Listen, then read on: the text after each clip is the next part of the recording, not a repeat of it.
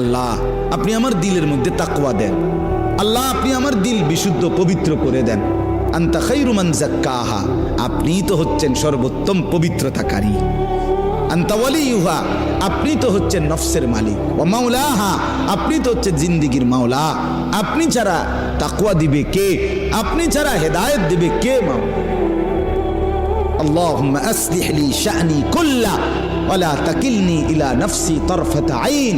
রাসূলের দোয়া, আল্লাহ আপনি আমার জিন্দেগিটা ঠিক করে দেন, আমার রাত ঠিক করে দেন, আমার দিন ঠিক করে দেন, আমার নামাজ ঠিক করে দেন, আমার ওযু ঠিক করে দেন, আমার হাসি ঠিক করে দেন, আমার কান্না ঠিক করে দেন, আমার দুপুর ঠিক করে দেন, আমার স্ত্রী সন্তানের সাথে সম্পর্ক ঠিক করে দেন, আমার মনিবের সাথে সম্পর্ক ঠিক করে দেন, আমার কবর ঠিক করে দেন, আমার আখিরাত ঠিক করে দেন, আমার বাজার ব্যবসা আয় উপার্জন ঠিক করে দেন। আল্লাহ সব ঠিক করে দেন। আমারে আমার মনের চাহিদার উপরে এক সেকেন্ডের জন্য, এক পলকের জন্য থাকতে দিয়েন না।